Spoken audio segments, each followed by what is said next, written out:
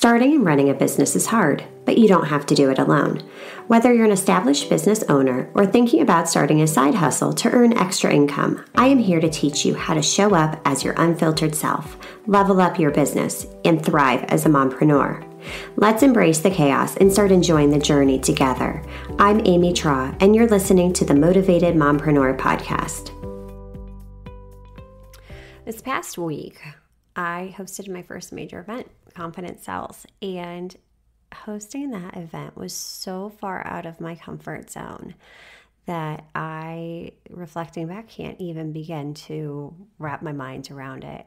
I'm sitting here almost a week later, and I still am just in awe of the eternal gratitude for every single woman who showed up that day, every sponsor, every speaker.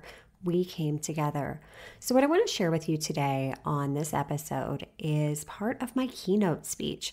I spoke on embracing the journey, and it's something that I'm working on just as much as the next woman. So with that being said, I would like to share with you today. Before I dive in, I want to ask you a few questions. Who here has it all together all of the time? Angelic children, the perfect marriage, a spotless home. Who here thought your experience as a mom would be completely different than it actually is? Well, I have a confession to make. I am not a Pinterest perfect mom. I hate crafts and class parties.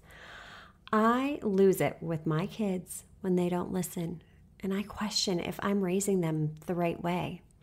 I still bribe them with snacks and TV when I have meetings with clients, and threaten to throw away everything on a regular basis.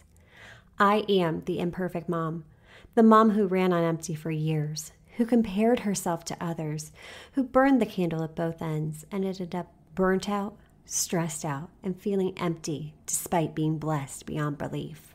But I am learning, and I am going to share some of my biggest lessons with you. I am learning to embrace the mess, the chaos, the false standards that I placed on myself to be someone that I'm not. I am learning how to embrace the journey as a mompreneur. I had an idea growing up of how life should go. You go to college, you get a job, you get married, have kids, retire one day, maybe if you're lucky, and then you die. I was going through the motions, working 40 hours a week in a job that just didn't fuel my passions anymore, and trying to cram life in on the weekends. And then the pandemic hit and life stopped. Suddenly nothing was certain, and the things we took for granted were now luxuries. Who remembers that toilet paper shortage? Like many of you, when schools went virtual, I too became a teacher, a kindergarten and a preschool teacher. I took advantage of a furlough because I knew that this was what I had to do for my family. And I struggled.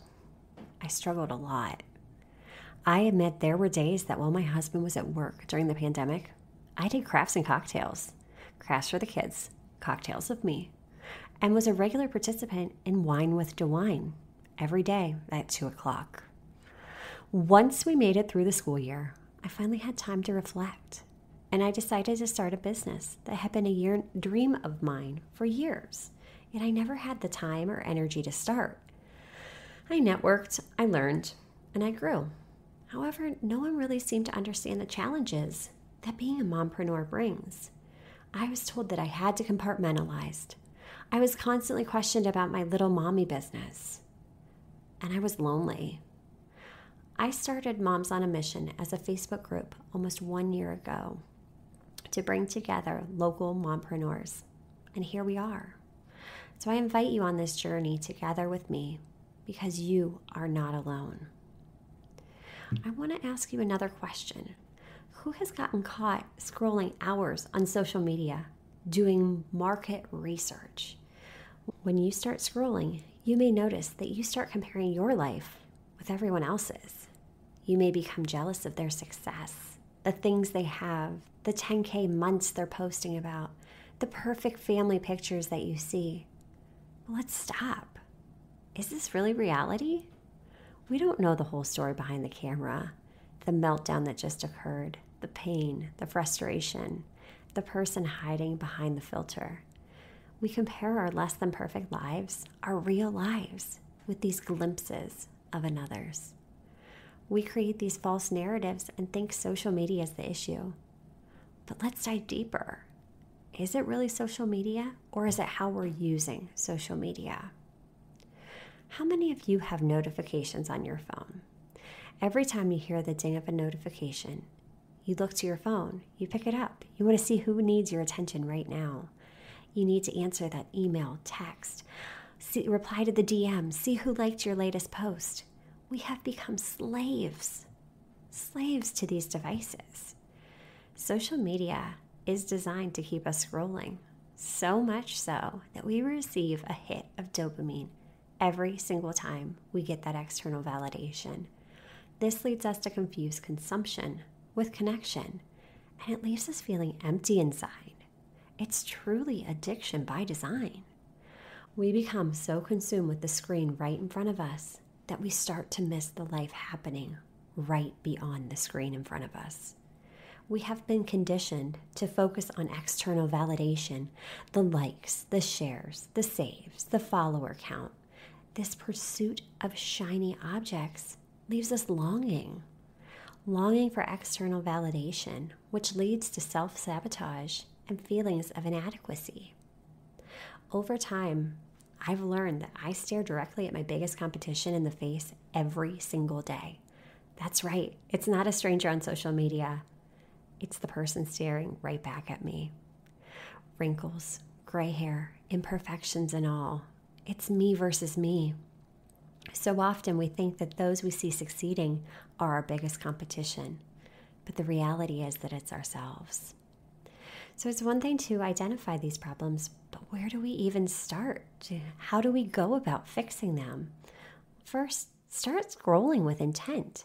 Create more than you consume. Set limits for yourself and an intent for social media before you even jump on a platform. Stop stressing about being perfect. By doing you do you. That's where your superpower is. Others' opinion of you is none of your business. Stop giving your power to others' opinions by caring what they think. Most of the time, these people are not judging you and paying nearly as much attention to you as you'd like to think they are. At the end of the day, it is only your opinion that matters. I want you to stop forcing yourself to be someone you are not. Own what makes you different. That's what matters. Embrace it. And disable those notifications. I want you to turn them off. Instead of being beckoned by a device designed to keep you scrolling, this simple action gives you back control. Always remember that everyone starts at zero. Stop comparing your chapter 1 to someone else's chapter 20. Another analogy I love is the one of planting a seed. You cannot plant a seed and expect it to flower tomorrow. It takes time. So be authentic and be yourself. Trust me, it is so much easier than striving to be someone you're not. Spoiler alert, there is no trophy. It doesn't exist. This is my ask for you. Stop glorifying busy. I want you to take a minute and answer this question to yourself. Are you a human being or a human doing? It is so easy to get caught up in the doing, the hustle of everyday life. We're constantly go, go, go, that when our head hits the pillow at night, we start to think, what did we actually accomplish today? Life is not meant to constantly overwhelm you and leave you merely surviving. It's meant to be lived. Learn to recognize that this moment in life, this moment will never happen again. Value it and embrace it.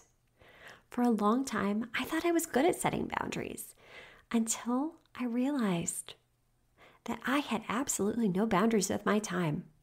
As a mompreneur, I was working nonstop. And then one day, I realized how I'm spending my time is a choice. a choice that I was making. Working crazy hours wasn't helping me. It wasn't leading to that mythical little trophy that I thought I would have one day. It was leading to burnout. So the reality is, we all have the same 24 hours in a day. Choose how you spend it.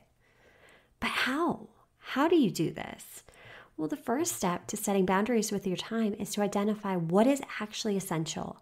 What things do you need to do that you can't delegate to someone else? I want you to start identifying those needle-moving tasks that will generate revenue for your business and make those your priority. Once you've identified the tasks that you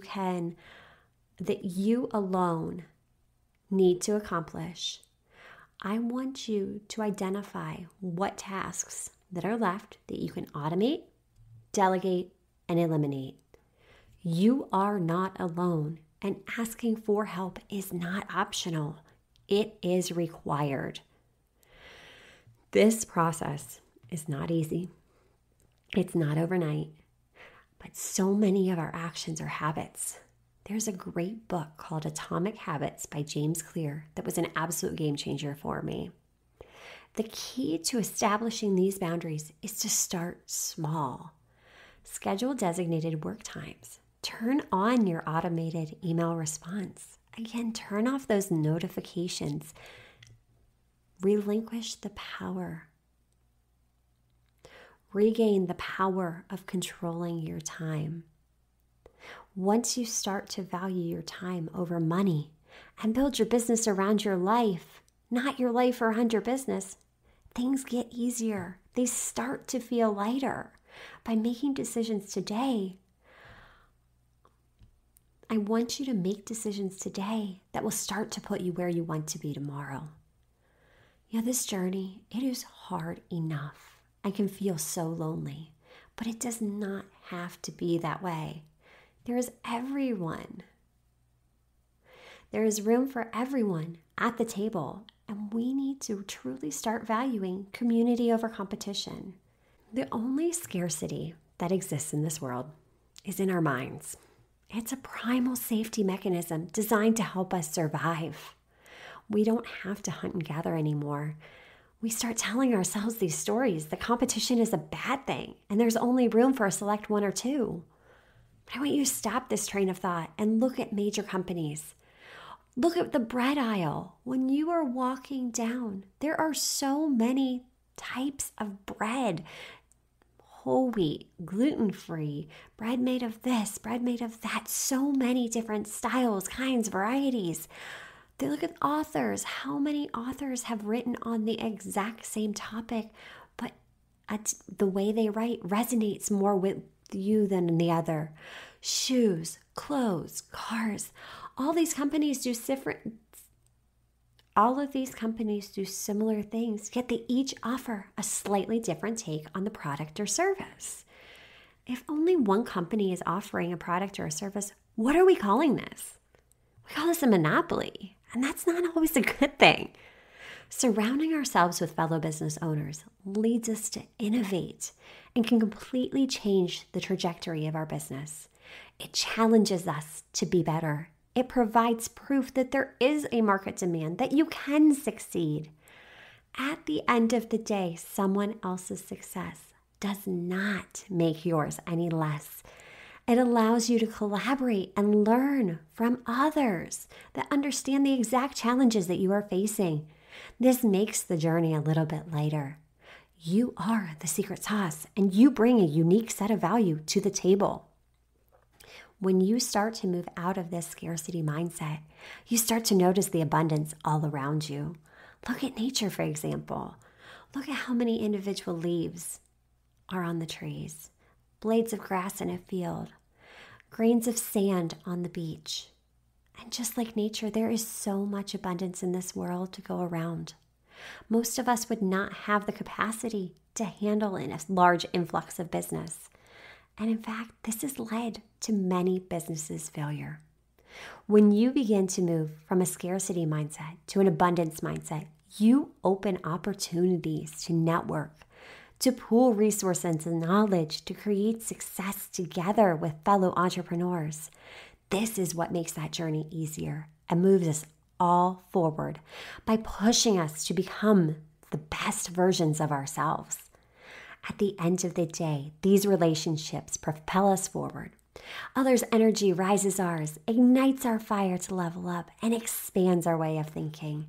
It saves us time, money, and mistakes because our potential is so limited alone. So begin to notice the abundance around you and reframe your mindset.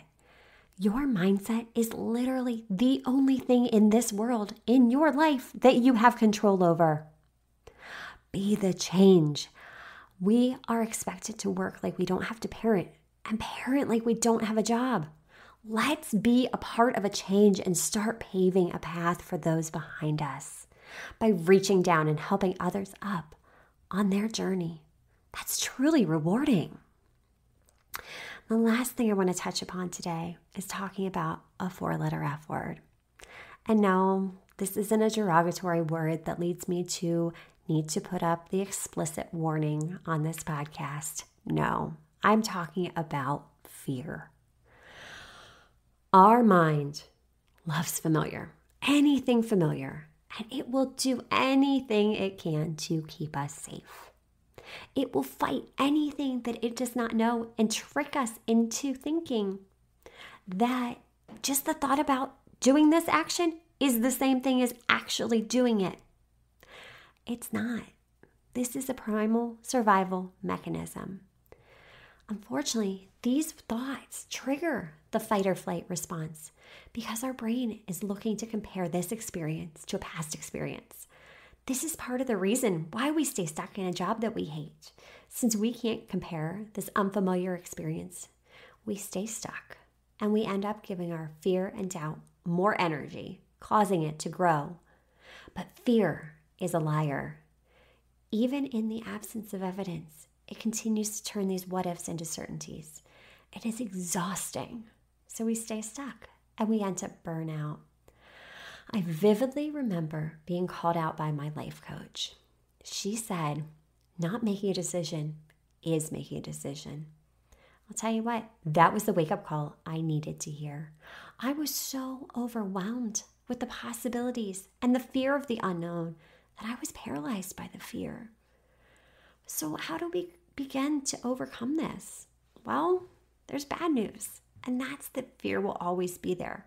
But the good news is we all have it, and we can take steps to mitigate it. So step 1, take action. You will never conquer a fear by running away from it. No action leads to no results. How many of you have taken course after course, listened to all the podcasts, read book after book, yet you still feel stuck? I call this procrastinating, and I admit I am a recovering procrastinator. But the reality is, you don't need to learn more. You need to start to implement what you have learned. So I challenge you to stop consuming and start taking action. This will help you finally get results because you will never feel ready. You have to begin to take the personal responsibility for your success. Stop making excuses. Put in the work and show up. Get out of your own way by taking small steps. This is what builds momentum. What is the worst case scenario? I want you to stop and begin to question those fears. Once you dig down, the scary thing's really not so scary. Because truly, our beliefs lead to our thoughts, which lead to our feelings, which lead to our behaviors, which lead to results. By using this method, you begin to stretch outside of your comfort zone by putting your fears into perspective. This is how you build confidence. Confidence is not something you're born with. It is not the absence of fear and doubt. Confidence is the knowledge of the risks and the decision to tackle it and go for it anyways, regardless of the outcome. The outcome is not a reflection of you if you're putting in the work. It is business. Just remember, you have survived everything up until this moment in time. No one, absolutely no one is guaranteed tomorrow. So I need you to give yourself permission to let go of what you thought life would look like and allow it to be what it's meant to be. Your worth is not measured by likes, follower counts, or strangers on social media. Life is measured by how you value yourself, the moments you live, and the impact you make. When you embrace the journey, you show up and you choose. You make the choice to be present in the moment. You start to trust the process and can look back and connect the dots. Take a minute and appreciate how far you have come. But stop and embrace the journey, because this moment will not last forever. One of my favorite quotes is from Ferris Bueller. One of the greatest movies ever, Ferris Bueller's Day Off. But it's true. He says, life moves pretty fast. If you don't stop and look around once in a while, you could miss it. This, my friends, this is such truth.